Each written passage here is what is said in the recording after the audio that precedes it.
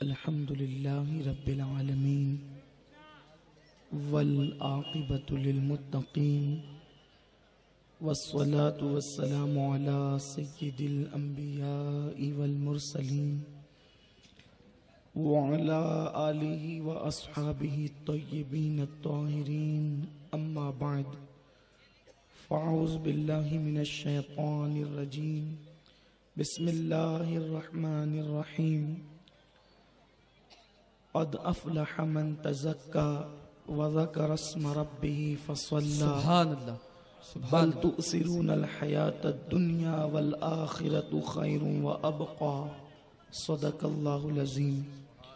गौसे आज़म बमने बेसरो सामा मददे क़िबले दीन मददे काबे ईमान मददे बगिरदाबे बला उफ्ताद कश्ती वही फानो शकिस्ता रात पुश्ती बहक के ख्वाजे उस्मान हारून मदद कुन या मुईनुद्दीन चिश्ती मदद कुन या मुईनुद्दीन चिश्ती मदद कुन या मुईनुद्दीन चिश्ती।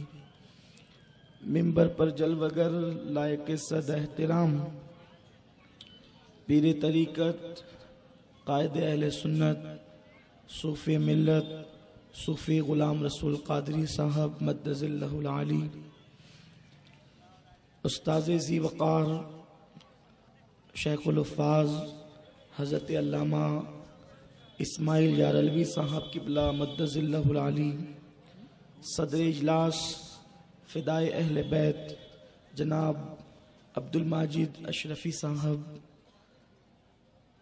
इस सरज़मीन पर इस इलाक़े में एक तवील अरसे से अहले सुन्नत व जमात की खिदमत अंजाम देने वाली शख्सियत हज़रत अल्लामा मोहम्मद अकील रज़वी साहब, जुमला उलमाए किराम, अमाए दीन, अइम्मे मसाजिद, सूफियाए किराम, हाज़रीन महफ़िल, पर्दा नशीन माँ और बहनों, अस्सलामु अलैकुम व रहमतुल्लाहि व बरकातुहू। आइए हम और आप मिलकर इंतहाई अक़ीदत व मोहब्बत के साथ अपने और सारी कायनात के मरकज़ अक़ीदत अनीस बेकसां चारा साज़े दर्दमंदा, हम गरीबों के गम गुसार, हम फ़कीरों के सरवत, मुस्तफ़ा जान रहमत, शम बज़्म हिदायत, शब असरा के दूल्हा, नौशे बज़्म जन्नत, दानाए सुबुल मौलाए कुल ख़त्मुर रसूल, सुभानअल्लाह सुभानअल्लाह, वसरवे खूबा सयाहे लामका वजह कुन फ़का, दुर्रिल्लाहिल मकनून सिर्रिल्लाहिल मख़ज़ून, सुभानअल्लाह सुभानअल्लाह, आलिमे मा काना व मा यकून, हुज़ूर अहमदे मुज्तबा मोहम्मद मुस्तफ़ा, अरवाहुना फ़िदा सल्लल्लाहु तआला अलैहि वसल्लम की बारगाह बेकस पनाह में जिस तरीके से मैं पढ़ा हूँ आप भी मेरे साथ मिलकर बआवाज़ बुलंद पढ़ें। अस्सलातु वस्सलामु अलैका या रसूल अल्लाह, अस्सलातु वस्सलामु अलैका या रसूल अल्लाह, अस्सलातु वस्सलामु अलैका या नबी अल्लाह, अस्सलातु वस्सलामु अलैका या नबी अल्लाह, अस्सलातु वस्सलामु अलैका या हबीब अल्लाह, अस्सलातु वस्सलामु अलैका या हबीब अल्लाह, व अला आलिका व अस्हाबिका या नूर अल्लाह, व अला आलिका व अस्हाबिका या नूर अल्लाह, सल्लल्लाहु तआला अलैहि वसल्लम, सल्लल्लाहु तआला अलैहि वसल्लम। वाह क्या मर्तबा ए गौस है बाला तेरा, सुभानअल्लाह सुभानअल्लाह, वाह क्या मर्तबा ए गौस है बाला तेरा, ऊंचे ऊंचों के सरों से कदम आला तेरा, सर भला क्या कोई जाने कि है कैसा तेरा, औलिया मलते हैं आंखें वो है तलवा हक है। तेरा, सुभानअल्लाह सुभानअल्लाह, तुझसे दर दर से सग और सग से है मुझको निस्बत, मेरी गर्दन में भी है दूर का डोरा तेरा, इस निशानी के जो सग है नहीं मारे जाते, हश्र तक मेरे गले में रहे पट्टा तेरा, और क्यों ना कासिम हो के तू इब्ने अबिल कासिम है, क्यों ना कासिम हो के तू इब्ने अबिल कासिम है, क्यों ना कादिर हो के मुख्तार है बाबा तेरा, नबवी मिह अलवी फसल बतूली गुलशन, नबवी मिह अलवी फसल बतूली गुलशन, हसनी फूल हुसैनी है महकना तेरा। सुभान अल्लाह, सुभान अल्लाह। नबवी जिल अलवी बुर्ज बतूली मंजिल, हसनी चांद हुसैनी है उजाला तेरा।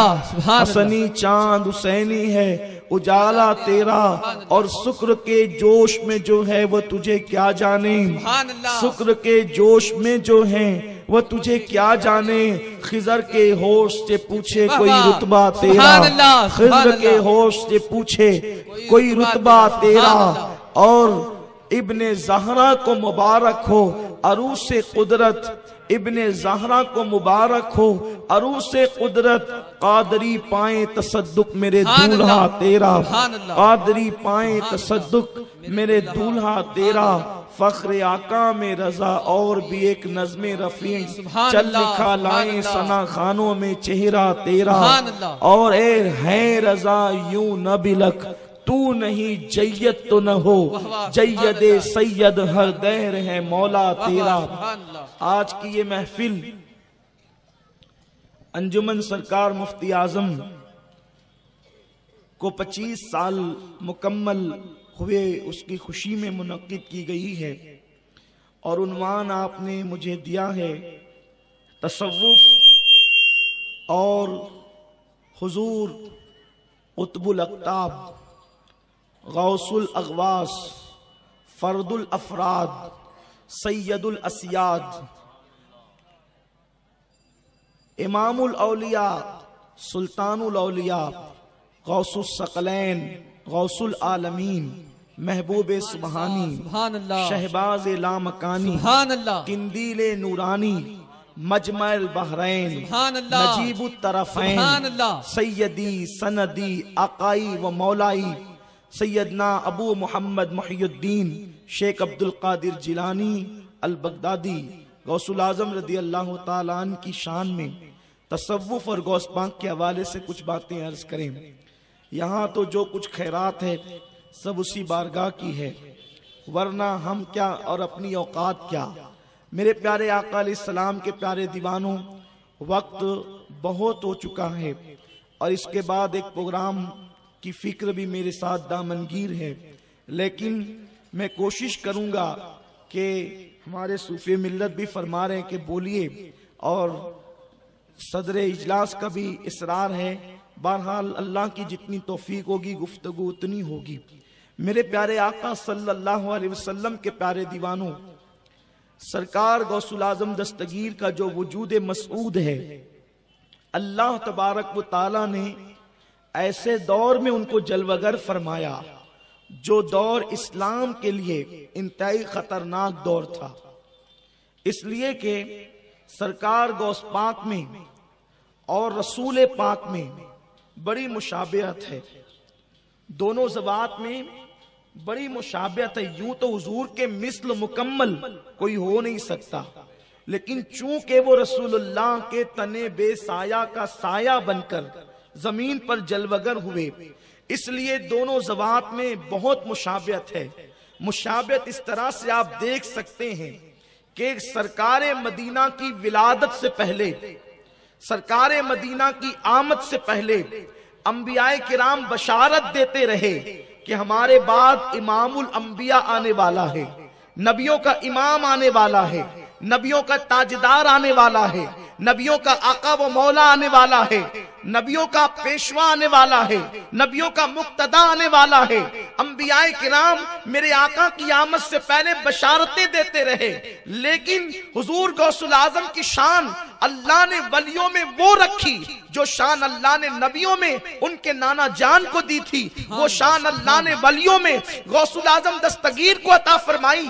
गौस पाक की विलादत भी नहीं हुई थी उस वक्त। इमाम हसन बसरी तकरीबन 350 से 400 साल पहले कहते हैं कि बगदाद में एक अल्लाह का बरगज़ीदा बंदा जाहिर होगा और वो बगदाद की जामा मस्जिद के मिंबर पे बैठ कर कहेगा, कदमी हाज़िही अला रक़बति कुल्ली वली जिल्लाह, मेरा ये कदम हर वली की गर्दन पर है, और वो वलियों का सुल्तान और ताजदार होगा।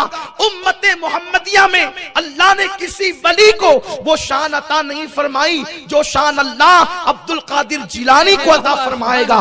गौस पाक की विलादत से पहले ये बात हो रही है। उसके बाद आप देखें हजरत इमाम हसन अस्करी जिस वक्त तो दुनिया से कूच करने लगे, दुनिया से तशरीफ ले जाने लगे, तो आपने आखिरी मर्तबा जब नमाज अदा फरमाई तो अपना मुसल्ला लपेटा और मुसल्ला लपेट करके अपने शहजादे को दिया और फरमाया जब तुम्हारा इंतकाल होने लगे तो तुम जिसको मोतबर समझना ये मुसल्ला उसको देना, जब उसका इंतकाल होने लगे तो वो जिसको मोतबर समझे ये मुसल्ला उसको दे, उसका इंतकाल होने लगे तो ये मुसल्ला वो उसको दे जिसको वो मोतबर समझता है। कहा बाबा ये मुसल्ला जो मुंतकिल होगा तो जाएगा कहां? इरशाद फरमाया बगदाद में एक बंदा जाहिर होगा, उसका नाम अब्दुल कादिर जिलानी होगा, ये मुसल्ला उसको दिया जाएगा।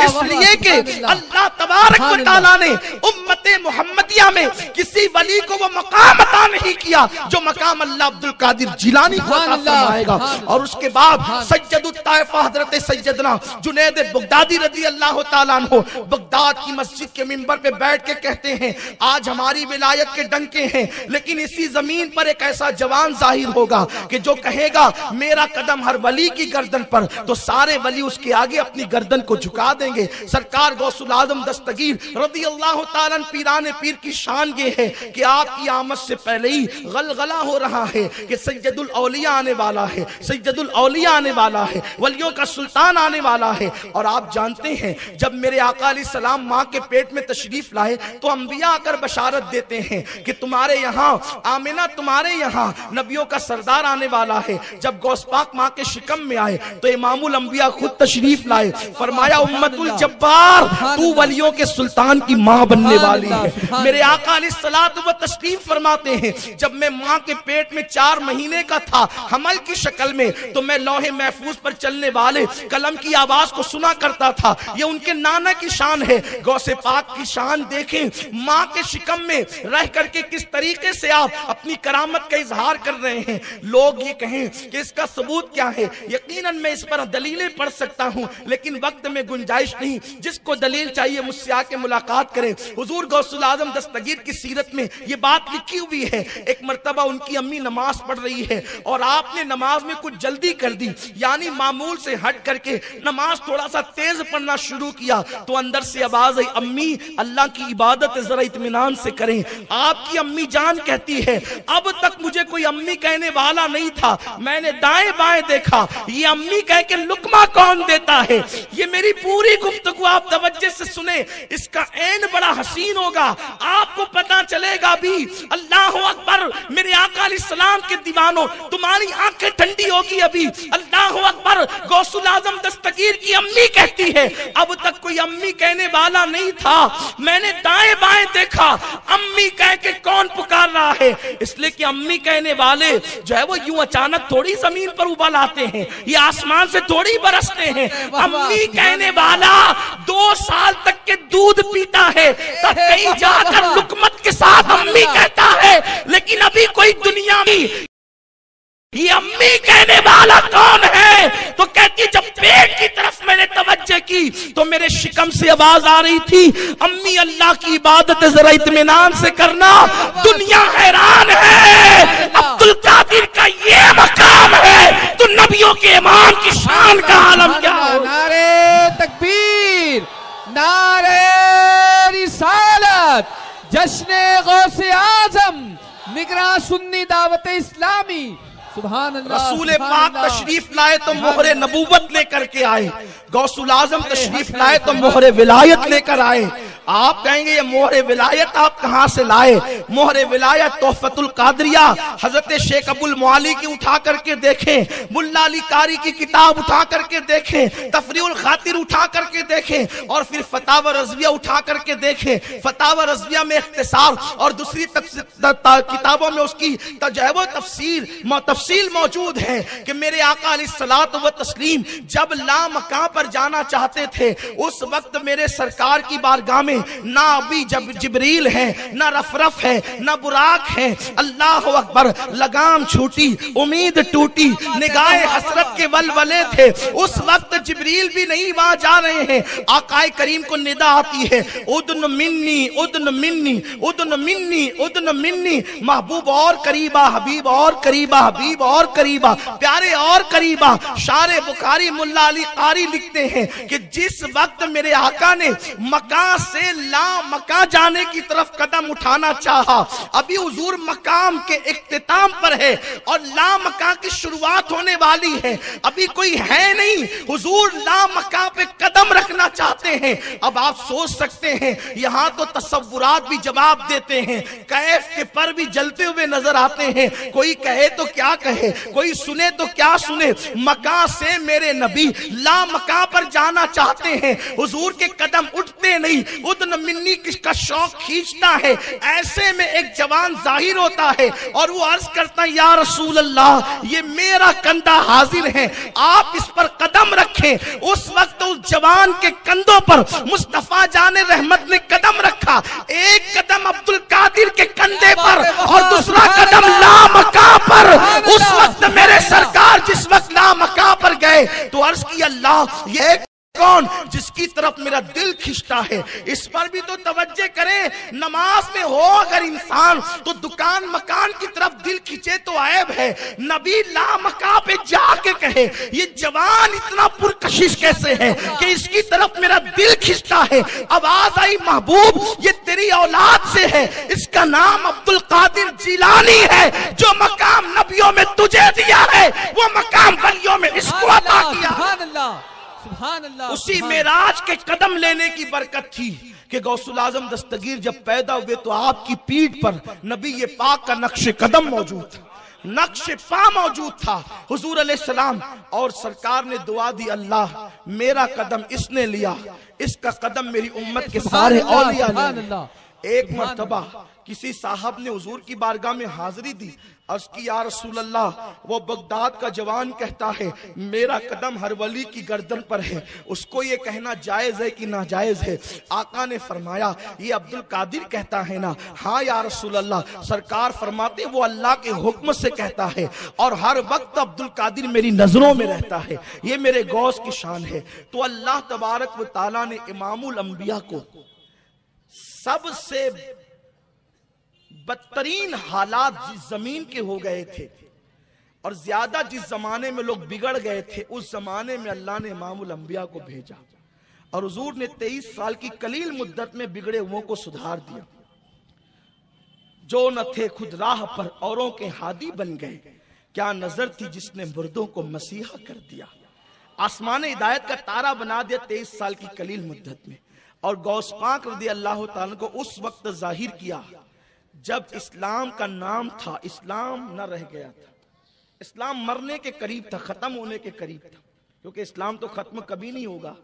क्योंकि अल्लाह फरमाते हैं, हुवल्लज़ी अरसल रसूलहु बिल हुदा व दीनिल हक़ लियुज़हिरहु अला दीन कुल्लिहि वलौ करिहल मुशरिकून। ये दीन गालिब होकर रहेगा, लेकिन कभी कभी कमजोर हुआ है, तो जब कमजोर हुआ है तो ताकतवरों को भेजा गया है। ये खास बात अर्ज कर रहा हूं। और ये भी सुन ले, जब भी दीन को जरूरत पड़ी अली के घर का फर्द है। वाह सुभान अल्लाह, ये खास बात है। जब भी दीन को जरूरत पड़ी अली के घर का फर्द आया। 61 हिजरी में जब दीन को जवाल पजीर करने की जरूरत आई तो अली के घर के 72 आए। अली के घर से आए। जब 5वीं सदी में दीन मिटाने की कोशिश की गई तो भी अली का बेटा अब्दुल कादिर जिलानी को भेजा गया। हिंदुस्तान में इस्लाम का परचम लहराने के लिए अली का बेटा मसूद सालार गाजी को भेजा गया। उसके बाद सरकार मोइनुद्दीन अजमेरी को भेजा गया। उसके बाद दिल्ली पर महबूब इलाही को भेजा गया। उसके बाद अल्लाह अकबर कलियर में साबिर कलियर को भेजा गया। इसी तरीके से देखें। और जब आखिर में दीन सिमट जाएगा, दज्जाल का फितना जोरों पर होगा, उस वक्त भी किसी और की औलाद नहीं आएगी, मेहदी अली का बेटा बन करके आए। सुभान अल्लाह, सुभान अल्लाह, सुभान अल्लाह, सुभान अल्लाह। ये हर जगह अली का खून क्यों है दीन के लिए? हक है, वाह वाह वाह। हर जगह दीन के लिए अली का खून क्यों है? इसलिए कि हुजूर ने फरमाया अली जो मिन्नी वाना मिनल अली, वाह वाह वाह, सुभान अल्लाह। मैं अली से अली मुझसे है, वो अली हुजूर ने कहा ये मुझसे मैं इससे। और कुरान ने कहा निसाना व निसाकुम, और उसके बाद का वानफुसना वानफुसकुम, अपनी औरतों को लाओ और हम अपनी औरतों को लाएं, और तुम खुद आओ हम खुद आए। तो ये अनफुसना, तुम अपनी जानों को लाओ हम अपनी जानों को लाएं। तो हुजूर ने बेटों की हैसियत से हसनैन को लिया, औरतों की हैसियत से फातिमा को लिया, और अपनी जान की हैसियत से अकेले नहीं गए बल्कि खुद गए, अपनी जान लेकर गए। अली का नाम जाने मुस्तफा है, अली का नाम जाने मुस्तफा है। इसीलिए जान की हैसियत से अली को लेकर के गए तो पता चला नबी का खून अली का खून है। ये मैं नहीं कहता, फरमाया दम का दमी लहम का लहमी, अली तेरा खून मेरा खून और तेरा गोश्त मेरा गोश्त है। तो चूंकि दीन नबी नबी दीन, दीन नबी नबी दीन, दीन नबी नबी दीन, मुस्तफा बरसा खैशना के दी हमाओस अगर बऊना रसीदी तमाम बुलाबीस, अल्लाह की सरताब कदम शान है ये, इंसान है इंसान, वो इंसान है ये। कुरान तो ईमान बताता है इन्हें, ईमान ये कहता है मेरी जान है ये। तो जब भी दीन पर वक्त पड़ेगा तो दीन की खेती सूखेगी, जब दीन मरने लगेगा, दीन खतरे में होगा, तो उसको खून चढ़ाने के लिए वही खून चाहिए जो उसका ग्रुप मिलता हो। सुभान अल्लाह, ग्रुप, कोई मरीज मरता है तो उस वक्त तो डॉक्टर कहता है ये मरेगा, अगर इसको खून न चढ़ाएं तो नानी नाना फुप्पा फुप्पी नादा दादी सब अटेंशन हो जाते हैं, इसको खून चढ़ाना है। आप कहें सबसे मुकद्दस पीर साहब हैं, पीर साहब का खून चढ़ा दो बरकत वाला है। डॉक्टर कहेगा ये डॉक्टरी है, साइंस है, पीरी मुरीदी की खानका नहीं है, इसलिए खून वही चढ़ेगा जो इसके ग्रुप से मिलता हो। जब ग्रुप से मिलेगा तो फायदा देगा वरना नुकसान देगा। तो नबी ने फरमा दिया, नबी ने फरमाया दम्मो का दम्मी लहमो का लहमी। हुजूर और सहाबा को भी कह सकते थे, हर सहाबी हमारे सर का ताज है, हक है। जो किसी सहाबी की तौहीन करे वो सुन्नी हो नहीं सकता। हुजूर का हर सहाबी आसमान हिदायत का तारा है, लेकिन हुजूर जानते थे कि एक सदी में सारे सहाबा खत्म हो जाएंगे, लेकिन अली की नस्ल क़यामत तक चलना है। और भी सहाबा की नस्लें चलेगी, कुछ की नस्लें भी खत्म हो जाएगी, लेकिन अली की नस्ल ने क़यामत तक चलना है। क्यों क़यामत तक चलना है? कि वो इन्ना आतैना कल कौसर की तफसीर है। अल्लाह ने किसी की नस्ल चलाने का जिम्मा नहीं लिया, लेकिन कल कौसर नाजिल करके अली की नस्ल चलाने का जिम्मा लिया, वो सैयदा फातिमा के जरिए से। क्योंकि आका ने गारंटी ले ली, फरमाया उस उम्मत की क्या शान है जिसकी इब्तिदा पर मोहम्मद है, मोहम्मदुर रसूलुल्लाह, और जिसके इख्तिताम पर मोहम्मद मेहदी है, जिसका अव्वल में और आखिर मेहदी अली का बेटा, वो उम्मत हलाक कैसे होगी? तो इसलिए हुजूर अलैहिस्सलातु व तस्लीम ने अली की नस्ल का जिम्मा लिया कि फातिमातुज़ ज़हरा के जरिए से अली की नस्ल चलेगी। तो चूंकि दीन को जब जब वक्त आएगा तो वही ग्रुप मिलाया जाएगा। देखो खून के लिए सब मेहनत करते, सब जान बचाने की कोशिश करते हैं मरीज की, तो सब जान बचाने में शरीक होते हैं, लेकिन बुनियादी रोल जो अदा करता है वो खून अदा करता है, और खून के लिए ग्रुप मिलना जरूरी है। तो हुजूर ने और किसी के खून को तो नहीं कहा दम्मो का दम्मी लहमो का लहमी, ये तो कभी नहीं कहा। क्यों नहीं कहा? इसलिए कि हुजूर फरमाते हैं लोग अलग अलग दरख्तों से हैं, मैं और अली एक दरख्त की दो टहनियों का नाम है, हमारी असल एक है, हमारी नस्ल एक है। इसीलिए तो आला हजरत फरमाते ना असले नस्ले सफा, असले नस्ले सफा, ये हुजूर की नस्ल है। हुजूर अलैहिस्सलातु व तस्लीम की नस्ल की अस्ल भी है, नस्ल भी है, अस्ल भी है नस्ल की। अल्लाह अकबर। तो जब जब वक्त पड़ेगा अली की औलाद आएगी। क्यों? क्योंकि हुजूर ने फरमाया इसका खून मेरा खून है, इसका गोश्त मेरा गोश्त है। तो वो खून अब कयामत तक मुंतकिल होता रहेगा औलाद अली में। तो दीन के खून का जो ग्रुप है वही ग्रुप अली की औलाद के खून का है। तो जब जब दीन को जरूरत पड़ेगी उस वक्त तक की अली की औलाद को मैदान में लाया जाएगा और दीन को बचाया जाएगा। इसीलिए तो गौसुल आजम को मुहियुद्दीन कहते हैं। किसी ने कहा आपका नाम मुहियुद्दीन कैसे हो गया? फरमाया कि मैं रास्ते से जा रहा था बगदाद की सड़क से, तवज्जो फरमाए, मैं बगदाद की सड़क से जा रहा था, एक आदमी अधमरा पड़ा हुआ था। जानते ना अधमरा? इसलिए कि मुझे आदत है, मैं आपकी लैंग्वेज में गुफ्तगू करना चाहता हूं। आधा जिंदा आधा मुर्दा हा हा करा रहा था। लोग उसके पास से गुजरे, उसने किसी को आवाज नहीं दी, इसलिए कि मरीज भी जानता है कि मुझे कौन सा खून चाहिए। बगदाद में कमी नहीं थी खतीबों की, अदीबों की, लेकिन आवाज दी जरा मुझे उठाना, मुझे सहारा दे। तो गौसे पाक ने उसका हाथ पकड़ा। तवज्जे, गौस पाक को उसने मदद के लिए बुलाया उस अधमरे आदमी ने, और गौस पाक ने अपना हाथ उसके हाथ में दिया। गौस पाक कहते हैं जैसे मेरा हाथ उसके हाथ में पहुंचा वो उठ के खड़ा हो गया, और जो मरने के करीब था वो तो तंदुरुस्त। तब मैंने कहा तू कौन है?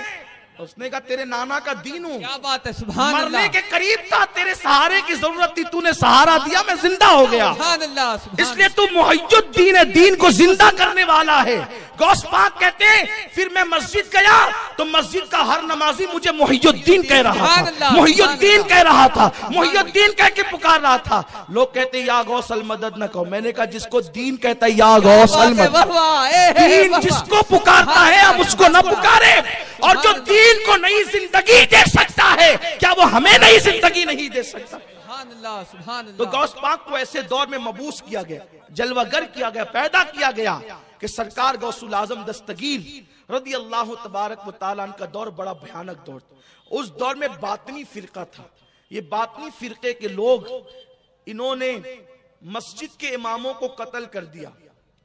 जो मस्जिद के मुसलमान इमाम थे मोमिनीन, उनको कत्ल कर दिया। और उनको कत्ल करने के बाद यहूदी और ईसाइयों को उनकी जगह इमाम बनाया। उन्होंने दाढ़ियां रखी, बड़ी बड़ी टोपियां, अमामे पहने, और अरबी, फारसी, कुरान, तफसीर पर उन्होंने उलूम हासिल किए, और वो मस्जिदों के अंदर इमाम बन गए। और जब इमाम बन गए तो वो हर उन्वान पे तकरीर करते, लेकिन अजमत रिसालत पे तकरीर नहीं करते। उनको इस्लाह मां बहुत पसंद था, लेकिन इस्लाह अकीदत उनको पसंद नहीं थी, अकीदे की इस्लाह उनको पसंद नहीं थी। अच्छा, इसलिए कि जो यहूदी फिक्र रखने वाली कौमें हैं वो हर उन्वान पर बोलेगी, लेकिन अजमत मुस्तफा पर कभी नहीं बोल सकती। इसलिए कि यहूद और नसारा को पता है जिस दिन मुसलमान अजमत रिसालत, अजमत सहाबा, अजमत अहले बैत पर आ गया, उस दिन पूरी कायनात इसके कदमों में ज़ेर हो जाएगी। इसलिए मुसलमानों को हर चीज से आशना होने दो, लेकिन इनकी अकीदे को आशना, अकीदे से इनको आशना मत होने दो, इनकी अकीदत को जिंदा मत होने दो, इनकी अकीदत को बेदार मत होने दो। इसलिए कि ये फाका कश के मौत से डरता नहीं जरा, रूहे मोहम्मद इसके बदन से निकाल दो। फिक्रे अरब को देके फिरंगी तखज्जुलात, इस्लाम को हिजाजो यमन से निकाल दो। इकबाल कहते हैं बुझी आग इश्क की अंधेर है, मुसलमान नहीं राख का ढेर है।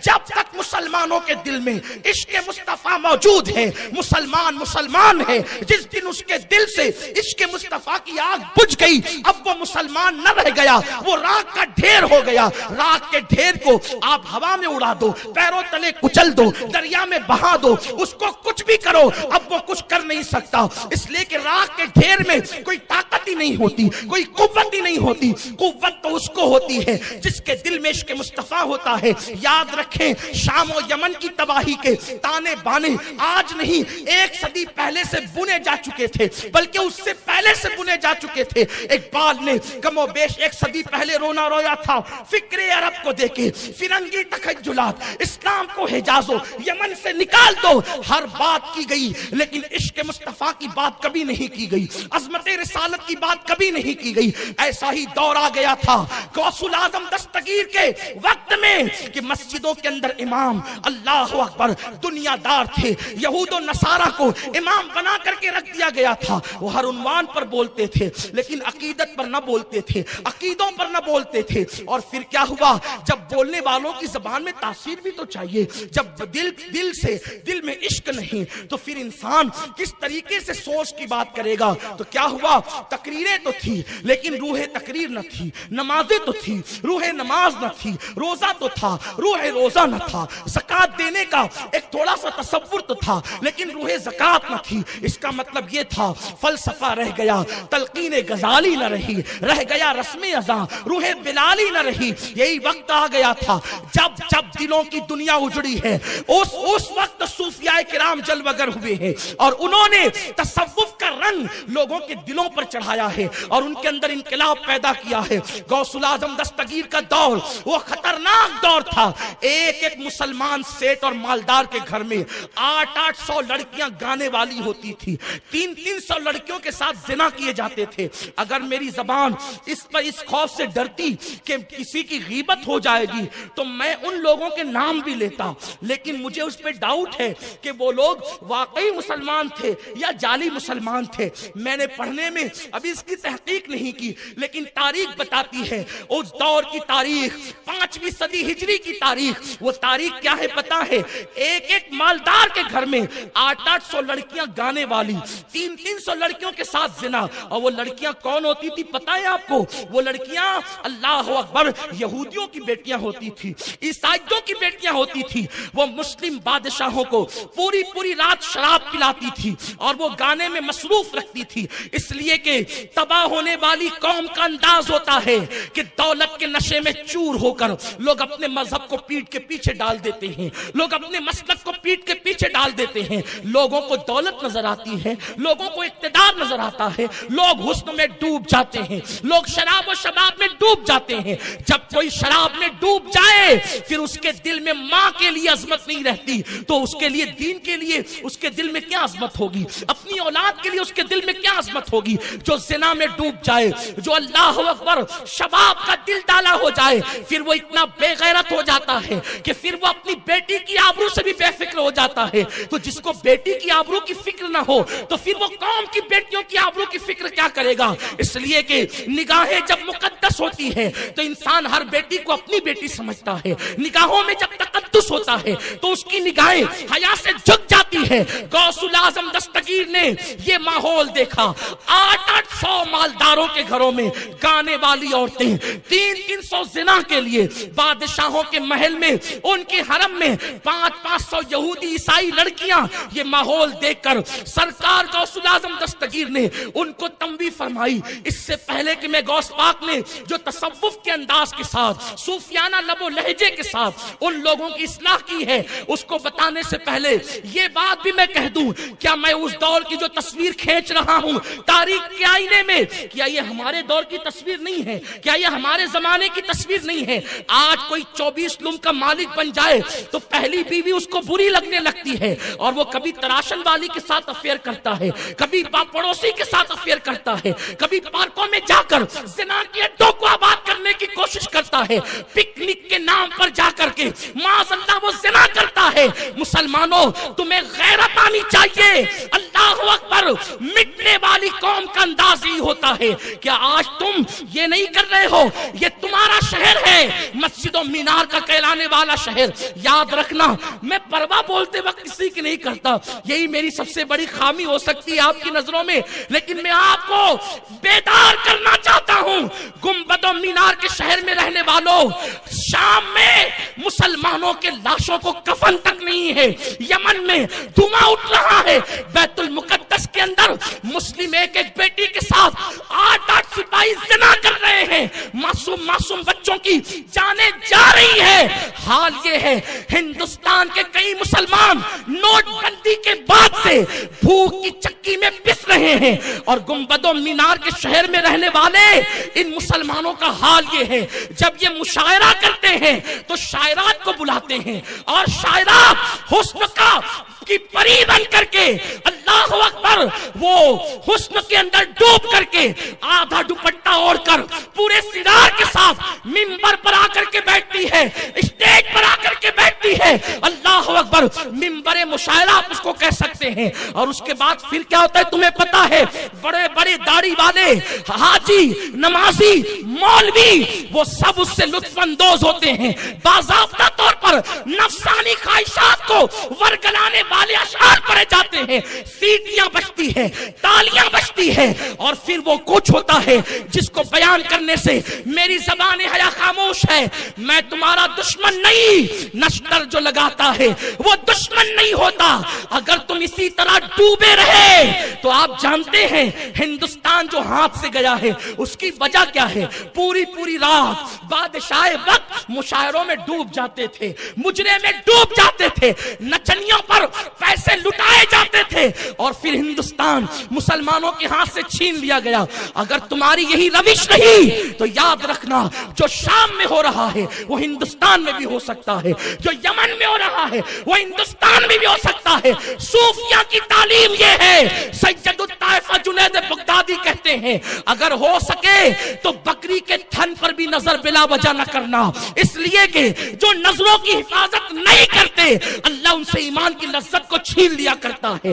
एक मर्तबा सल्लल्लाहु अकबर, हजरत बायजीद से किसी ने पूछा, ए बायजीद, मुझे नमाज में लज्जत नहीं मिलती। इरशाद फरमाया, शायद तूने किसी जानी का चेहरा देख लिया है इसीलिए तुझे नमाज में लज्जत नहीं मिलती। अगर जानी का चेहरा देखो तो नमाज में लज्जत नहीं मिलती। जो पूरी पूरी रात इंटरनेट पर जिना के मनाजिर देखते हो उन्हें नमाज में लज्जत कैसे मिल सकती है। जो पूरी पूरी रात गवैयों को देखते हो, नंगा नाच देखते हो, उन्हें नमाज में लज्जत कैसे मिल सकती है। इसीलिए तो नमाज पढ़ना भारी हो गई। याद रखो, जिनको नमाज की लज्जत मिली है वो 18 साल का अली अकबर लुटाकर, 6 महीने का अली असगर लुटाकर, 19 साल का कासिम लुटाकर, जब लहू लहान होता है तो औलाद याद नहीं आती बल्कि सजदा याद आता है। जिनको नमाज की लज्जत मिली है उन्होंने शान से इबादत की है। जिनको नमाज की लज्जत मिली है, मेरे मौला ने, अली के मुर्तजा ने कहा, अगर अल्लाह मुझे कहे कि जन्नत में जा या 2 रकअत पढ़ तो मैं जन्नत में जाने पर 2 रकअत को तरजीह दूंगा, इसलिए कि जन्नत में मेरी खुशी है, 2 रकअत में मेरे रब की खुशी है। जिनको नमाज की लज्जत मिल गई वो गौसुल आजम दस्तगीर इशा में वुजू करके इशा पढ़ते, उसी वजू से फजर पढ़ते और इशा और फजर के दरमियान 1000 रकअत नमाज पढ़ते। ये तसव्वुफ क्या है? तसव्वुफ कोई मथुरा का लड्डू है कि हर किसी को मिल जाए? तसव्वुफ नाम है दिलों के तस्किये का, तसव्वुफ नाम है निगाहों की पाकीज़गी का, तसव्वुफ नाम है किरदार की पाकीज़गी का, तसव्वुफ नाम है इंसान अल्लाह के सिवा सबसे अलग हो जाए, वो सब में होकर भी सबसे अलग हो।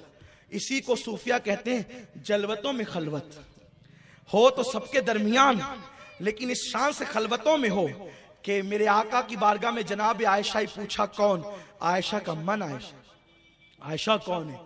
अबू बकर की बेटी आयशा का मन अबू बकर। का मोहम्मद की बीवी आयशा का मन मोहम्मद। मोहम्मद कौन है? यूं है ये तसव्वुफ की ताबीरात है, ये तसव्वुफ की तशरीहात है। तुम तबाह होने वाली कौम का अंदाज नहीं होता। मुसलमानों, हम तबाही के दहाने पर पहुंच रहे हैं। सरकार गौसुल आजम दस्तगीर ने जब देखा ना ये मंजर, तो फिर आप मिंबर पर पहले नहीं बैठते थे, इसलिए कि बगदाद का हर मौलवी खतीब था, हर मस्जिद का इमाम खतीब था, गौस पाक खिताब नहीं करते थे। एक दिन हुजूर अलैहिस्सलाम तशरीफ लाए। बाज लोग इसको ख्वाब का वाकया कहते हैं, लेकिन मुल्ला अली कारी ने इसको आलम बेदारी का वाकया कहा है। तवज्जो फरमाएं, गौस की शान ये है कि गौसुल आजम दस्तगीर आलम बेदारी में हुजूर को बार बार देखते थे। तो गौसे पाक रदी अल्लाह ताला के पास सरकार तशरीफ लाए। अब मैं बेटे अब्दुल कादिर तुम क्यों खिताब नहीं करते, अब्दुल कादिर तुम क्यों तकरीरें नहीं करते। अर्ज की नाना जान ये सब लोग अरबी हैं, बहुत पढ़े लिखे लोग हैं और मैं अजमी हूं। अहले अरब अपने आप को अरबी कहते थे, सारी दुनिया को अजमी कहते थे, क्योंकि वो इलाका अरब था और उनको अरबी बड़ी अच्छी आती थी। गौस पाक कहते मैं अजमी हूं, मैं अजम का रहने वाला हूं, मैं अरबी नहीं हूं। तो सरकार गौसुल आजम दस्तगीर को आकर मैं तुम खिताब किया करो। उसकी नाना जान इनकी अरबी बड़ी अच्छी है तो मैं कैसे खिताब करूं। सरकार ने फरमाया मुंह खोलो। गौसे पाक ने मुंह खोला, 7 मरतबा हुजूर ने गौसुल आजम दस्तगीर के मुंह में थूका, अपना लुआब डाला और मैं अब खिताब करना। हुजूर अलैहिस्सलातु व तस्लीम हटे तो मौला अली तशरीफ लाए। कहा बेटे अपना मुंह खोलो और 6 मरतबा मौलाए कायनात ने उनके मुंह में लुआब डाला। सुभान अल्लाह। गौस पाक ने कहा दादा जान, इसलिए कि गौसे पाक के अली मुर्तजा दादा भी है और नाना भी है, इसलिए कि उनकी अम्मी हुसैनी सैयद है और उनके अब्बा हसनी सैयद है। सुभान। तो नाना भी है दादा भी। का दादा जान आपने 7 बार क्यों नहीं किया, आपने 6 बार क्यों किया। तो अर्ज की बेटे अदब की वजह से, क्योंकि सैयदुल अंबिया ने 7 मरतबा डाला है, मैं 7 मरतबा डालता तो लोग बराबरी का तसव्वुर करते हैं। मुझे बराबरी गवारा नहीं है, क्योंकि गुलाम गुलाम होते हैं, आका आका है। तवज्जे करें, जब अली नबी की बराबरी नहीं करता, क्या बात है, वाह वाह, सुभान अल्लाह। जब मौला नबी की बराबरी नहीं करता तो मौलवी को हक क्या है नबी की है, बराबरी करने का। सुभान अल्लाह। गौसुल आजम दस्तगीर से फरमाया 6 बार इसलिए डाला। और मैं अली को मौला इसलिए कहता हूं कि अली हमारा मौला इसलिए है कि हुजूर अलैहिस्सलाम ने फरमाया कि अली मौला है। हुजूर ने फरमाया अली मौला है और अपनी जबान से अली ने अपने आप को कभी मौला नहीं कहा। अली तो कहते अना उबीदुम मिन इबादे मोहम्मद। सुभान अल्लाह, सुभान अल्लाह। मैं मोहम्मद अरबी के गुलामों में से कदना गुलाम हूं। लेकिन हुजूर कहते हैं अली को अली, और वो भी की शान से कहते हैं। मौलाए कायनात को हुजूर अलैहिस्सलाम ने जो मौला कहा ना, वो ऐसी रवा रवी में नहीं कहा, चलते फिरते खाते हुए नहीं कहा। हुजूर उस वक्त भी कह देते तो हुजूर का फरमान तो हर मर्तबा फरमान ही है। वमा यंतिकु अनिल हवा इन हुवा इल्ला वहयु यूहा। हुजूर ने फरमाया मिंबर लगाओ, सरकार ने फरमाया मिंबर लगाओ, और गदीर खुम के मौके पे मिंबर लगाया गया। और मिंबर लगा करके फिर हुजूर ने आईना अली, अली कहाँ है। तो मौला अली हाजिर हुए, अभी तक कि वो मौला न थे। सरकार ने कहा अली कहाँ है। सरकार अली सलाम की बारगाह में हाजिर, लब्बैक या रसूल अल्लाह। सरकार ने अली का हाथ उठाया, जो मौलाना गुफरान कहते हैं ना, हाथ उठा के कहो सुभान अल्लाह, हाथ उठा के कहो या रसूल अल्लाह।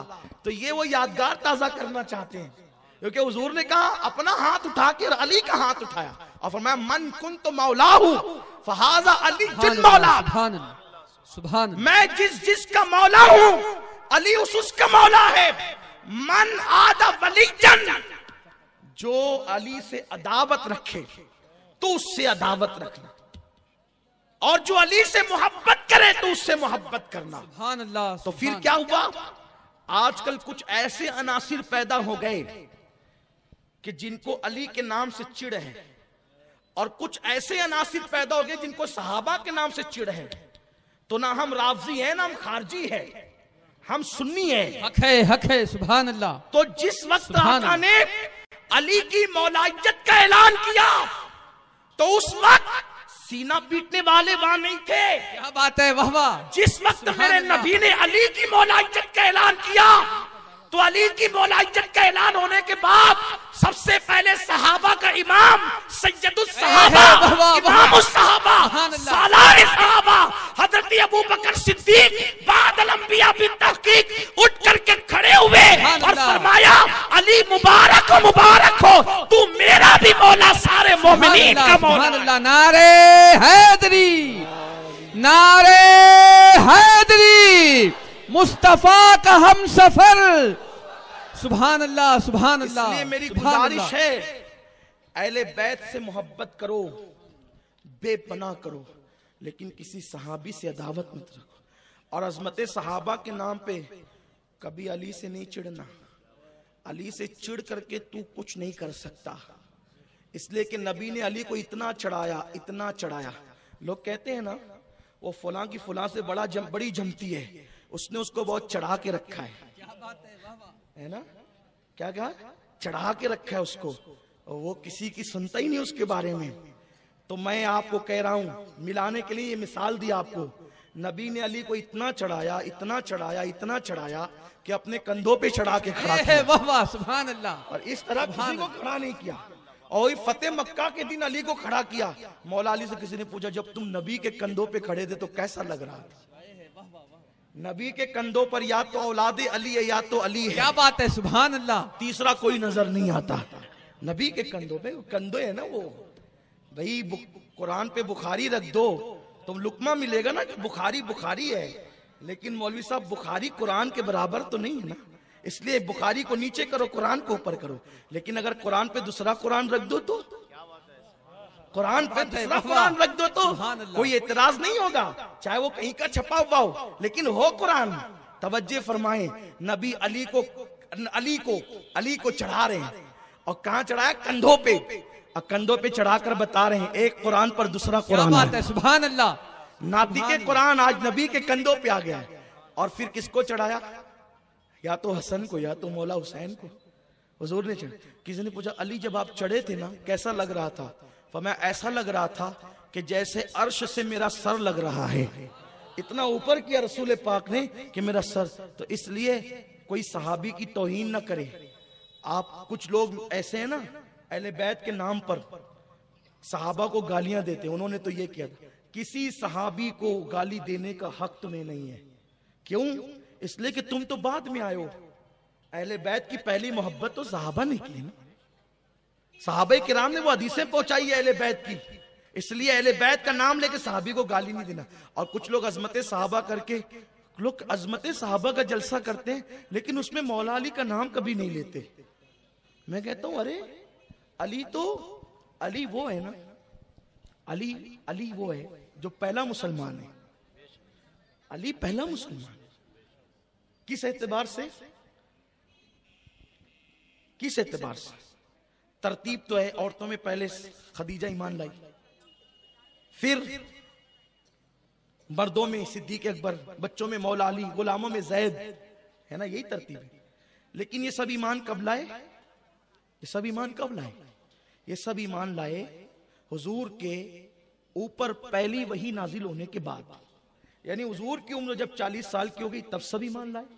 लेकिन चूंकि तसव्वुफ की बात हो रही है तो सूफिया का अपना मसलक है।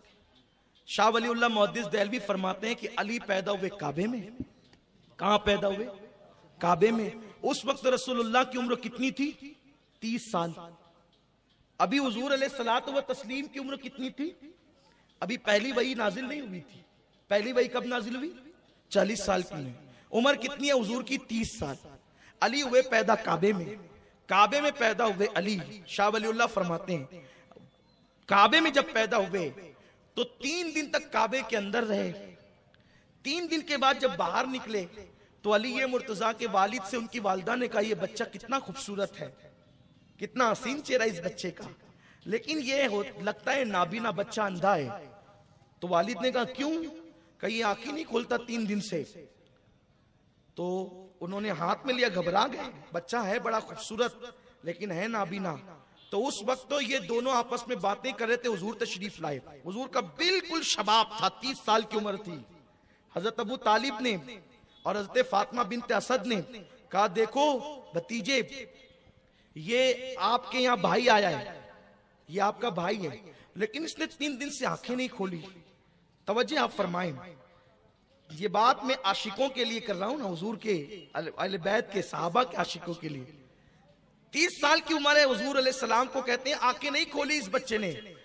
30 साल के नबी है और 3 दिन के अली है। ये 3 भी जरा आप समझें, 30 साल के नबी हैं और 3 दिन के अली हैं। 30 साल के नबी है। देखे ये 3 क्या है? ये 3 क्या है? रावजियों को बता दो। तुम कहते हो ना अली को नबूवत देने आए थे और गलती से मोहम्मद अरबी को दे दिया। अरे नादान, जितना फर्क 3 और 30 में होता है ना, उतना ही फर्क अली और नबी में है।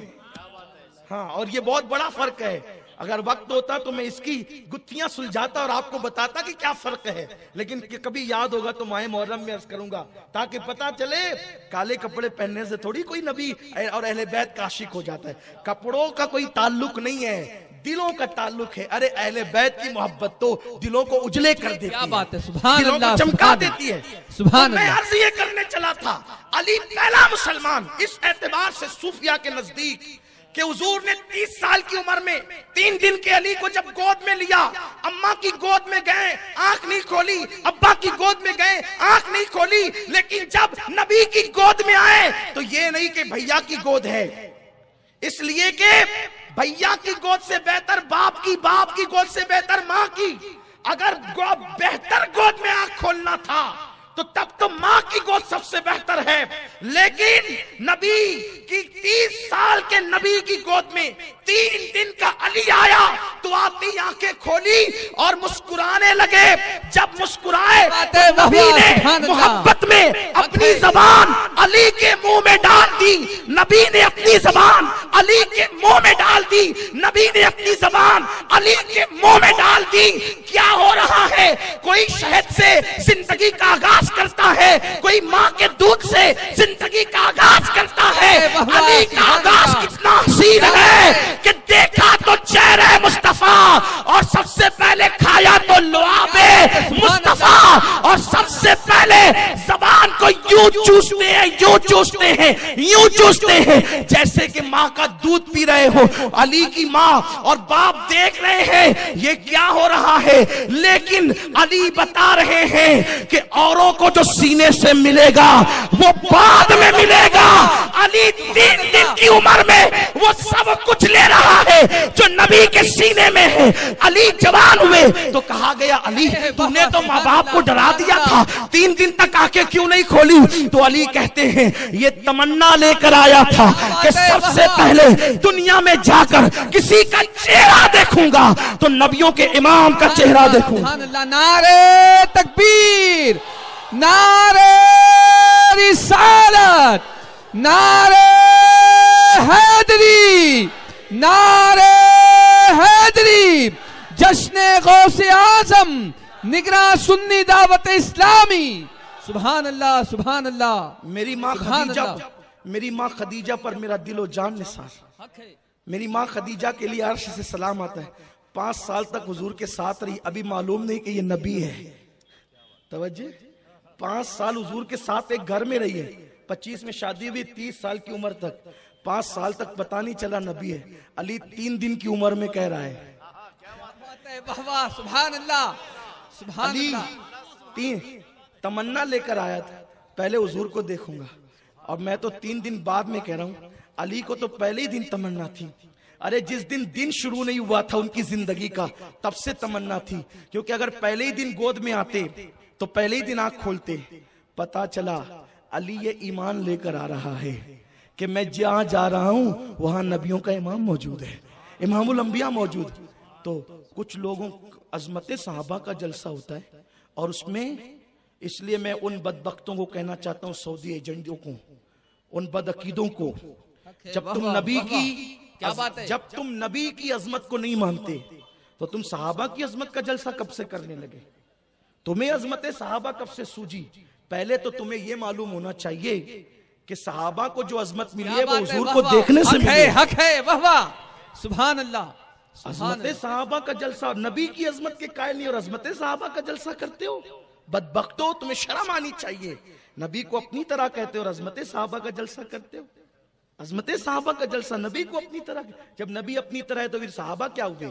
लेकिन सहाबी के लिए जरूर कहते हो कि सहाबी का मुट्ठी भर जौ खैरात करना, क्या बात है, वाह वाह, और पूरी कौम का ओहद पहाड़ के बराबर सोना खैरात करना, दोनों बराबर नहीं है। मैं कहता हूँ ये क्यों हुआ? नमाज पढ़ते थे इसलिए, तू भी तो नमाज पढ़ता है ना।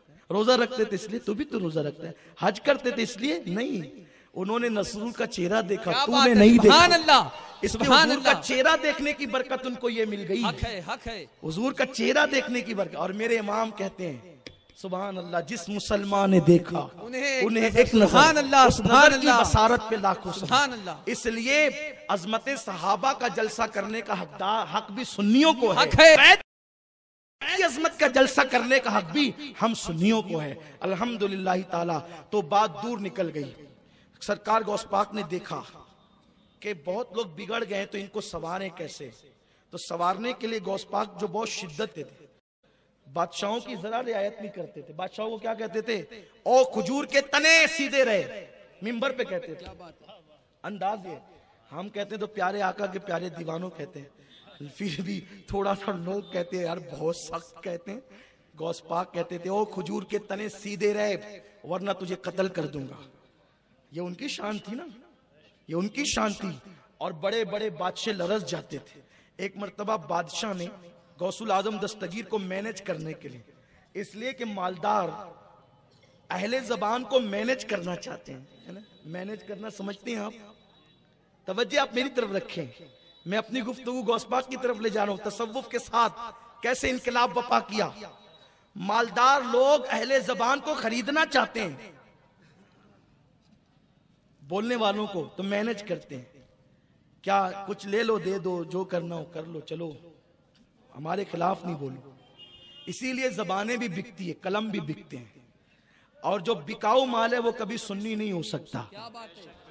सुन्नी की जबान वो होती है ना, मैं आपको समझा रहा हूं, तालीम दे रहा हूं, किसी के खिलाफ नहीं बोल रहा हूं, क्योंकि ये गौस पाक का मसलक है। सुन्नी की जबान हमेशा एक, और सुन्नी की जबान कभी किसी दुनियादार की तारीफ में नहीं खुलती, या नबी और आले नबी और सहाबा की तारीफ में खुलेगी, या नबी के सच्चे गुलामों की। इसीलिए तो आला हजरत कहते हैं दहन में ज़बान तुम्हारे लिए, बदन में है जान तुम्हारे लिए, हम आए यहाँ तुम्हारे लिए, उठे भी वहां तुम्हारे लिए। मेरे इमाम को एक नवाब ने मैनेज करना चाहा, जरा मेरी शान में भी कोई कसीदा लिख दे। बड़ा नवाब था ना वो, मेरी शान में भी कोई कसीदा लिख दे।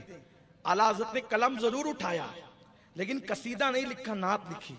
और क्या लिखा, वो कमाल हुस्न हुजूर है कि गुमान नक्स जहां नहीं, यही फूल खार से दूर है, यही शम्मा है कि दुआ नहीं, करूं तेरे नाम पे जां फिदा, न बस एक जां दो जहां फिदा, दो जहां से भी नहीं जी भरा, करूं क्या करोड़ों जहां नहीं, करूं मदहा अहले दुअल रज़ा, सुभान अल्लाह सुभान अल्लाह, करूं मदहा अहले। अभी इलेक्शन आ रहा है आपके शहर में, देखो कितनी जबानें बिकेगी,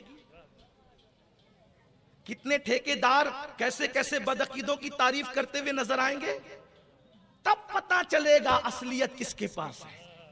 अल्लाह हज़रत कहते हैं करूं मदहा अहले दुअल रज़ा, पड़े इस बला में मेरी बला, मैं गदा हूं अपने करीम का, मेरा दीन पा रहे ना। अहले हक को हमेशा कांटे की तरह देखा गया, क्योंकि हुसैन आजम के यजीद पैर तक चूमता अगर हुसैन बिक जाते, लेकिन मौला हुसैन जानते थे पैर चुमवाने में फजीलत नहीं है, बातिल के सामने इस्तिकामत का पहाड़ बनने में फजीलत है।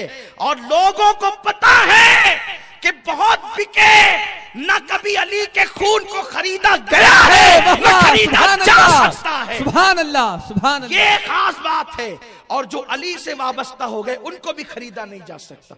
इसीलिए तो अभी सूफी मिल्लत जो इशारा कर रहे थे, अंजुमन सरकार मुफ्ती आजम का नाम जिस मुफ्ती आजम से है, वो हुजूर मुफ्ती आजम की शान ये है। जब हुकूमत ने नसबंदी की और लोगों ने कहा हजरत हुकूमत का फैसला है, आपकी जबान बोल रही थी, इसलिए कि कोई वली कब तक नहीं बनता जब तक गौसुल आजम न चाहे। गौसुल आजम चाहते हैं तो अली की बारगाह में फाइल भेजते हैं, हक है वाह, विलायत की फाइल चलती है। क्या बात है, ये आपको शायद पता नहीं है। पहले फाइल गौसुल आजम की बारगाह में आती है। अब तुम्हारी तरह नहीं होती जो आप अपनी समझना समझो उसको। अल्लाह वालों के मामलात को अपने पे कयास नहीं करिए, सिर्फ समझाने के लिए बोला जाता है, वरना फाइल कैसी होती है जब उस मंजिल में जाओगे तो देखोगे। गौस पाक उस पे अपनी मुहर लगाते हैं, फिर वो मौला अली के पास जाती है। जब तक अली नहीं लगाता ना, उस वक्त तक कोई वली नहीं बनता। ये है विलायत, जिसके घर से विलायत तकसीम होती है वो खानदान अली है। हाँ, तो और जो अली से मुंसलिक हो गए उनको भी खरीदा नहीं। क्यों खरीदा नहीं जा सकता? मेरे दादा मुर्शिद हुजूर मुफ्ती आजम ने फरमाया, हुकूमत की बात करते हो, हुकूमत बदल जाएगी, बरेली का फतवा नहीं बदलेगा। सुभान अल्लाह सुभान अल्लाह। लोग तकरीरें भी करते हैं सुन्नियों को लुभाने के लिए कि मुफ्ती आजम ने देखो कैसा फतवा दिया। मुफ्ती आजम ने यही थोड़ी फतवा दिया, मुफ्ती आजम ने तो ये भी दिया ना कि गुस्ताखे रसूल काफिर है। हक है। आपको नसबंदी के खिलाफ फतवा नजर आ गया, आपको नसबंदी के खिलाफ फतवा नजर आ गया, वो फतवा आपको नहीं दिखा। क्या बात मेरी याददाश्त तो खुदा ने बहुत मजबूत की, अल्लाह बहुत अच्छा है। हाँ, मुझे याद है। सुनियो, बिन पेंदे के लोटे मत बनो कभी भी। हाँ, ये हंसने की बात नहीं है, सुन्नी बनो सुन्नी। दुरंगी छोड़ दे, यकरंग हो जा, सरासर मोम या फिर संग हो जा, यकगीर मुहकम बगीर। और सुन लो सुन्नियों, अगर तुमने सच्चे दिल से नबी और अली का दामन पकड़ा है, गौसुल आजम और सहाबा का दामन पकड़ा है, खुदा की कसम तुम क़यामत तक किसी के मोहताज नहीं हो। इसलिए कि गौसुल आजम ने फरमाया, मेरा मुरीद मशरिक में हो और मैं मगरिब में हूँ, और मुझे मदद के लिए पुकारे तो मैं उसकी मदद के लिए पहुंच जाया करता हूँ। फरमाते हैं, मेरे मुरीद को ठोकर लगती है और वो गिरने वाला होता है तो मैं उसका हाथ पकड़कर उसको गिरने से बचा लिया करता हूँ। इसीलिए मेरा इमाम कहता है, हुक्म नाफिज है तेरा, खामा तेरा सैफ तेरी। हुक्म नाफिज है तेरा, खामा तेरा सैफ तेरी। दम में जो चाहे करे, दौर है शाह तेरा। सुभान अल्लाह, सुभान अल्लाह। इसलिए आपको अकीदे के मामले में समझौते की जरूरत नहीं है। मजबूत सच्ची आशिक रसूल बनकर रहो। कभी अपनी जबान से किसी बदअकीदा की तारीफ नहीं करना, किसी गुस्ताख के साथ समझौता नहीं करना। तो अर्ज कर रहा था, गौसुल आजम दस्तगीर फरमाते हैं, ओ खजूर के तने सीधे रहे वरना तुझे कत्ल कर दूंगा। कत्ल करने से मतलब क्या, वो जानते थे इनकी जबान उठेगी, ये कत्ल नहीं करेंगे। फरमाते अज़ूमुन क़ातिलुन इंदल क़िताली, फरमाते मैं इंतकाम लेने वाला हूँ, कत्ल करने वाला हूँ। इशारा करने की बात है बस। तो मेरे गौस को बादशाह ने मैनेज करना चाहा, नजराना लेकर आया। मुल्ला अली कारी लिखते हैं, 10 थैली बड़े बड़े, 10 थैलियां दीनमो दीनार से भरी हुई लेकर के आया। लीजिए हजरत, कबूल कीजिए। गौस पाक ने देखा, उनकी नजर तो उनकी नजर थी ना, नजरे न। फरमाते हैं, अगर मेरी जबान पर शरीयत की पाबंदी ना होती तो जो खा के आते वो भी बताऊंगा और जो रख कर आते वो भी बताऊंगा। मेरे गांव में, मेरे शहर में कुछ लोग ऐसे हैं जिनको 3 तलाक, 1 ही तलाक दिखती है। तो वो लोग कहते हैं, अब्दुल कादिर जिलानी साहब तो हमारे हैं ना, क्योंकि हम भी रफ़े दैन करते थे, वो भी रफ़े दैन करते, हम भी करते वो भी करते थे। मैंने कहा, जी सुभान अल्लाह, अगर रफ़े दैन करने से वो तुम्हारे हो गए तो फिर बहुत अच्छी बात है ना, बहुत अच्छी बात है। अगर रफ़े दैन करने से तुम्हारे हो गए तो गौस पाक ये कहते हैं ना, क्या कहते हैं, सुन, कहते हैं कि जो तू खा के आता है वो भी जानता हूं और जो तू बचा के आता है वो भी जानता हूं। फिर ये अकीदा भी रख। गौस पाक फरमाते हैं, अल्लाह अकबर, आप तो ये बर्दाश्त ही नहीं कर सकेंगे। आपने रफ़े दैन में उनको अपने पाले में ले लिया, लेकिन वो ऐसी हस्ती नहीं है कि कोई किसी के पाले में चले जाए। अरे सारे पाले उनके, कयामत में भी झंडा लेकर उठेंगे, कादरी झंडा उनके हाथ में होगा। हाँ, उनके हाथ में कादरी झंडा। वो क्या हस्ती है तुम्हें क्या पता है। रसूलुल्लाह मूसा अलैहि सलाम को साथ में लाते हैं और कहते हैं, मूसा देख इसको, ये मेरा बेटा है। अरे ऐसे ही बेटों का तारुफ होता है। किसको? मूसा अलैहि सलाम को ला रहे हैं। आका मूसा देख, ये मेरा बेटा है। इस जैसा कोई तेरी उम्मत में है तो बता। हजरत मूसा ने कहा, नहीं या रसूल अल्लाह, मेरी उम्मत में तो ऐसा कोई भी नहीं है।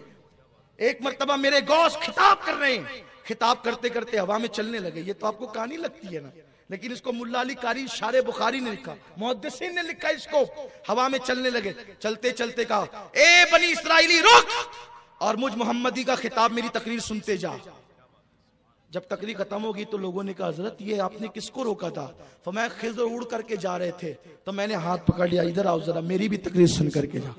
ये मेरे गौस का मर्तबा है। अरे जब गौस ऐसा है तो अली कैसा होगा, अली ऐसे है तो नबी कैसे होंगे? यही तो बात है।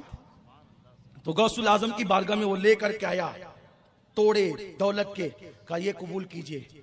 फरमाया अच्छा लाई दस, लिया और 2 थैली उठाई और उठा करके उसको निचोड़ा। जब निचोड़ा ना तो उसमें से खून टपकने लगा। फरमाया अगर मुझे तेरा ख्याल नहीं होता तो इसको इतना निचोड़ता कि इस खून में तेरा महल डूब जाता।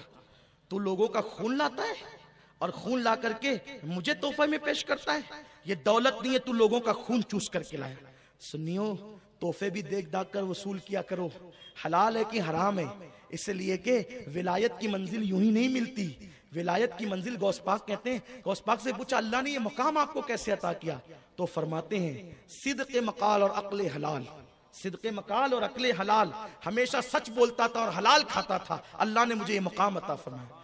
आज तो हराम भी खा रहे हैं और नमाज पढ़े जा रहे हैं, सूद खाने नमाज पढ़े जा रहे हैं, रिश्वत ले रहे नमाज पढ़े जा रहे हैं, बिक रहे नमाज पढ़े जा रहे। नमाज पढ़ो मौलाना सब माफ है, अरे पहले देख तो नमाज भी कबूल है कि नहीं। तेरे पेट में हलाल है तब नमाज कबूल है, और पेट में हलाल नहीं तो नमाज भी कबूल नहीं।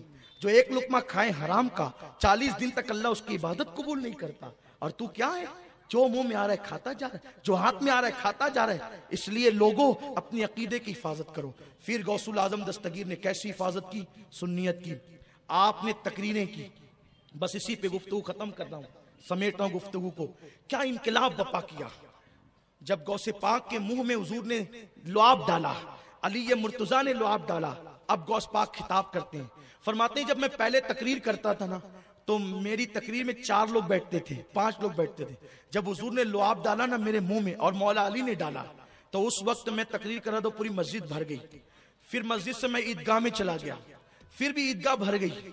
फिर उसके बाद बड़ी ईदगाह में गया और 70-70 हजार का मजमा होता। मेरे गौस की महफिल में 70-70 हजार का मजमा, और 400 लोग सिर्फ लिखने के लिए बैठते, क्योंकि उस वक्त रिकॉर्डिंग का सिस्टम नहीं था ना, तो तकरीरें ज़ाय ना हो, लिखने के लिए बैठते। उसमें जिन्नात भी आते। एक मर्तबा उस दौर में किसी ने जिन्नात का अमल किया, वो आया नहीं, देर हुई, तो उसने कहा जिन्नात ने इस टाइम नहीं बुलाया करना। कहा क्यों? कहा उस वक्त हम गौस पाक की महफिल में होते, आइंदा आएंगे नहीं। तो कहा तुम लोग भी जाते हो गौस पाक की महफिल में? कहा इंसानों से ज्यादा जिन्नात की महफिल होती है।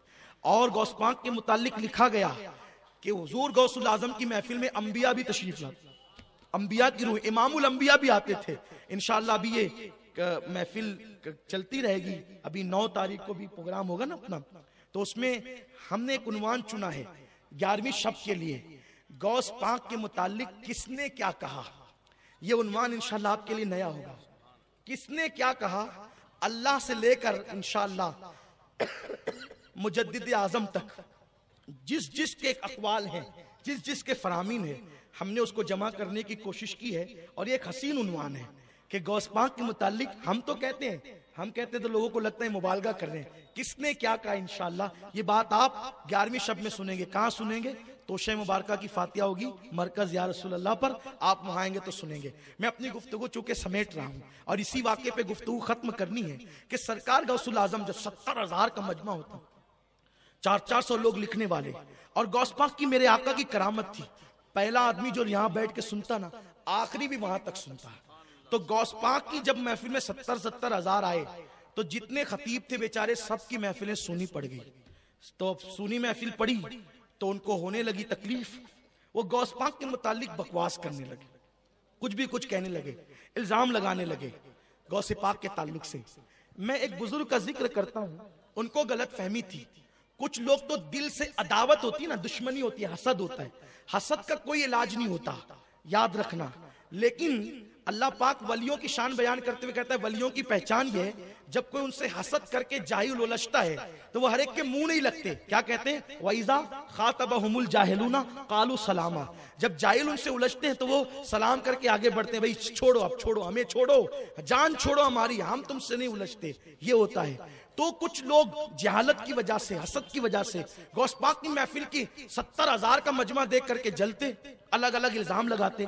गौस पाक उनसे मुताल्लिक कुछ नहीं कहते। एक बुजुर्ग उनमें थे, उनको जो है वो थोड़ी सी तकलीफ ये थी कि मेरी महफिल खाली हो गई। उनका नाम था इमाम इब्नुल जौजी, और ये कोई छोटे मोटे आदमी नहीं थे।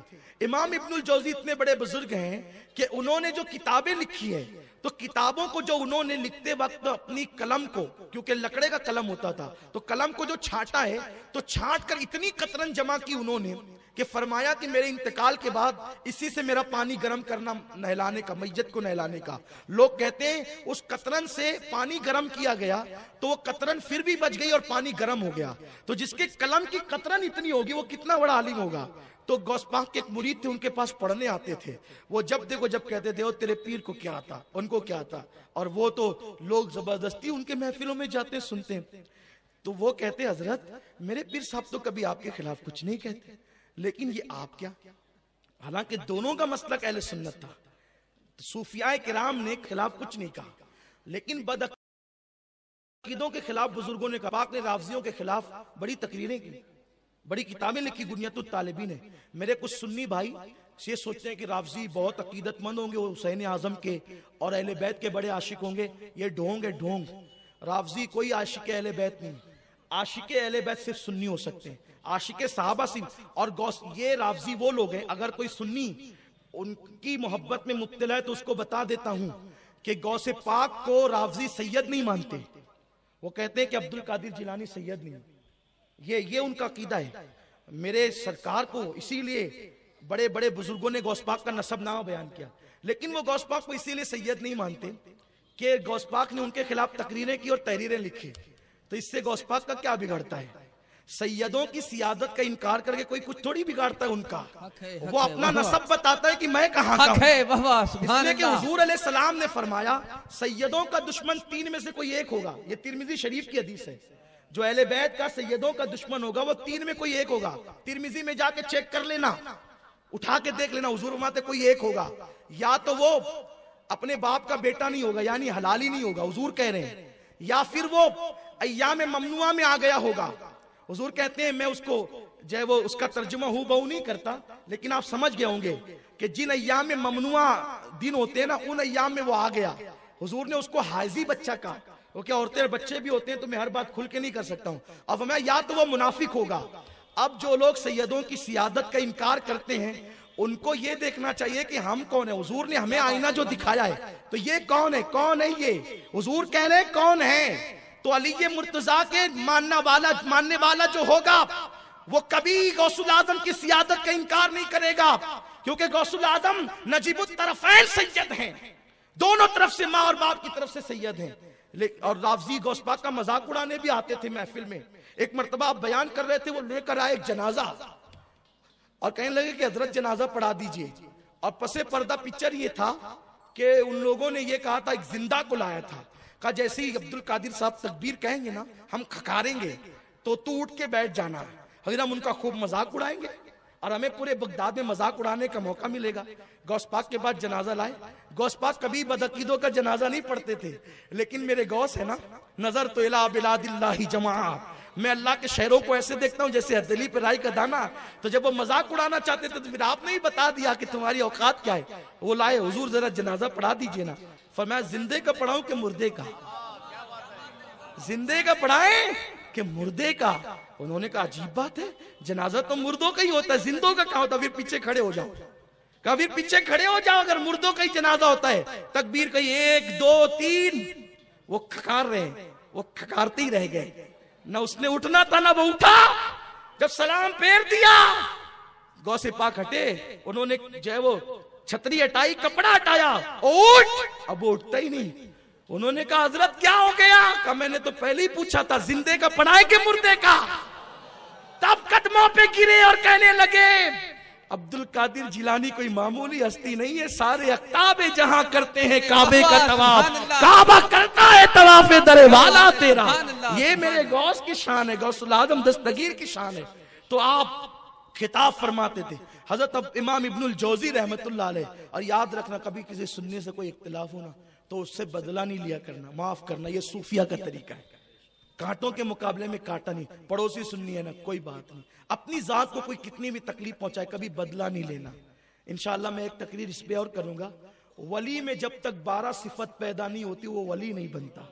यानी किसी में जब तक सिफात, वो कौन सी 12 सिफात है जो आदमी को वली बना देती है? इस दरमियान में 11वीं शरीफ में कहीं भी प्रोग्राम होगा, याद दिलाइएगा कौन सी 12 सिफात है वली बना दे। अगर अमल करोगे इंशाअल्लाह वली बनोगे, क्योंकि आज भी उनका फैजान तकसीम हो रहा है ना। तो इंशाअल्लाह उन्वान के साथ ऐलान होगा। मैं साथियों को कहूंगा कि वो ऐलान उन्वान के साथ करेंगे, आप जरूर आइएगा। वैसे तो माशाअल्लाह आप बहुत प्यार करते हैं, आप आते ही है माशाअल्लाह। ये गौस पाक का फैजान है। इमाम इब्नुल जौजी से कहा हजरत वो आपके खिलाफ कुछ नहीं कहते, आप क्यों कहते रहते हैं? कहा वो तेरे पीर को कुछ नहीं आता। कहा एक काम करें, आपने कभी उनकी तकरीर सुनी? नहीं सुनी, बस लोग दीवाना वार जाते रहते हैं। उसने कहा एक बार जरा चलिए ना, सुनिए ना। इमाम इब्नुल जौजी की बातें मैं अपने अंदाज में पेश कर रहा हूँ, उसको अपने अल्फाज का जामा पहना रहा हूँ। उन्होंने कहा चलो ठीक है आज चलते हैं। इसलिए कि जब खुदा हुस्न देता है तो नजाकत आई जाती है ना, इल्म आता है तो आदमी थोड़ा सा अकड़ता भी है ना।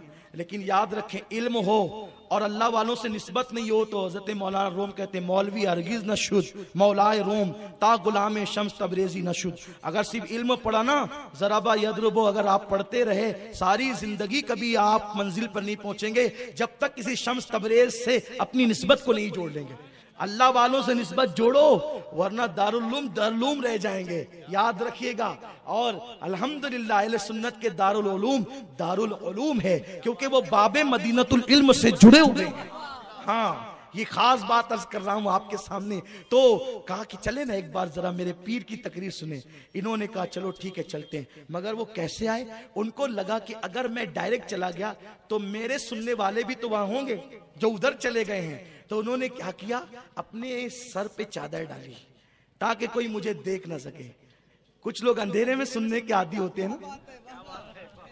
वाह, बहुत अच्छा है, सुभान कुछ लोग अंधेरे में कि बोलते क्या है, जरा सुने तो क्या बात है। अल्लाह करे आप सुने, आपको इब्नुल जौजी का सदका मिले। बहुत अच्छा है। अंधेरे में सुनने की क्या जरूरत है, आपके लिए बिछात है ना, इतनी बड़ी इज्जत के साथ बिठाया है। अगर वहां नहीं बैठते तो यहां बैठो। अरे यहां नहीं बैठते, अजमत रिसालत का इकरार करो, यहां बिठाएंगे।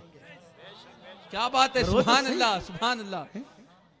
अंधेरे में छुप कर क्या मिलना है, अंधेरे में सुनकर क्या। दिल अंधेरे होते हैं तो लोग अंधेरों में खड़े होते हैं, फिर बाद में पूछते हैं वो कहां पढ़ा था, वो कहां सुना था। सुन सुन सुन, ये वो नगमा है जो हर सांस पे गाया नहीं जाता। अल्हम्दुलिल्लाह। तो इब्नुल जौजी आए और 70,000 के मजमे में अखीर में बैठ गए। अखीर में बैठे ना तो वो जो कादरी गुलाम था वही पढ़ा लिखा था, उन्हीं से पढ़ा था।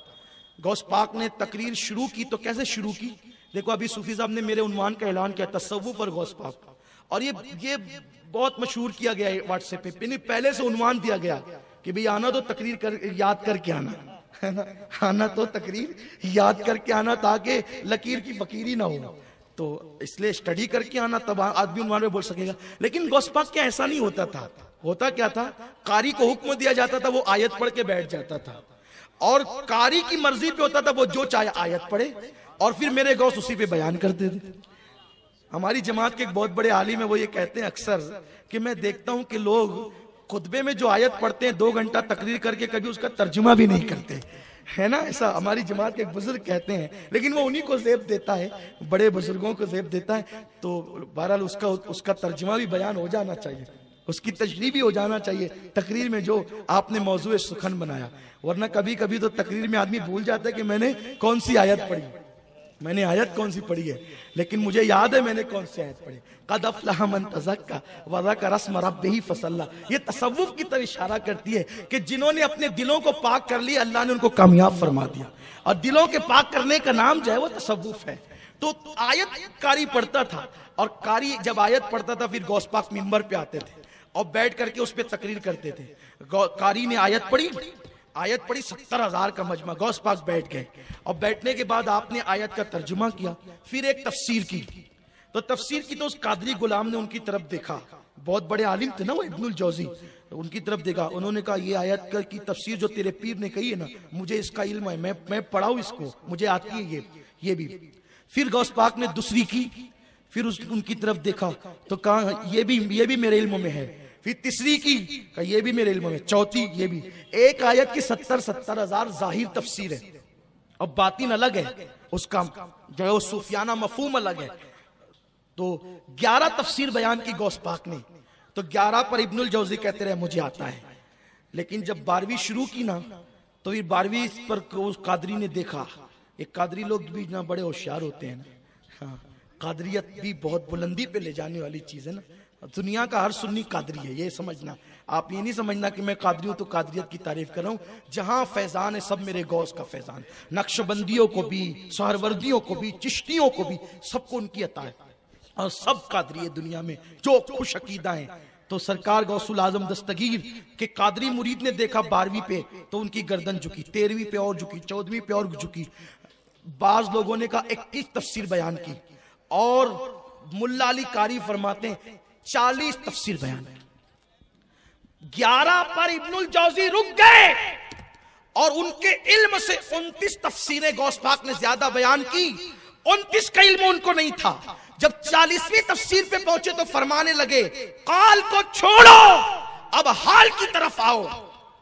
अब जाहिर को छोड़ो, बातिन की तरफ आओ। जैसे ही कहा ना काल को छोड़ो, हाल की तरफ आओ, तो पूरा मजमा खड़ा हो गया। किसी ने कपड़े फाड़े, कोई रोने लगा, कोई बेहोश हो गया, कोई जमीन पे गिर गया, किसी का इंतकाल हो गया। वो कादरी देखने लगा इब्नुल जौजी कहां है, तो इब्नुल जौजी वजद में आकर, यहां पगड़ी उछलती है, इसे मैखाना कहते हैं। इब्नुल जौजी वजद में आकर अपने कपड़ों को फाड़ देते हैं और उसके बाद 70,000 का मजमा चीरते हुए गौस पाक के कदमों को पकड़ लेते हैं। वो कादरी ढूंढ रहा था कहां है। जब देखा तो वो गौस पाक के कदम पकड़ के कहते हैं, हजरत माफ कर दीजिए और मुझे अपने मुरीदों में और शागिर्दों में शामिल फरमा लीजिए। ये गौसुल आजम दस्तगीर की शान है। इसीलिए मेरे इमाम ने फरमाया, सर भला क्या कोई जाने के है कैसा तेरा, औलिया मलते हैं आंखें वो है तलवा तेरा।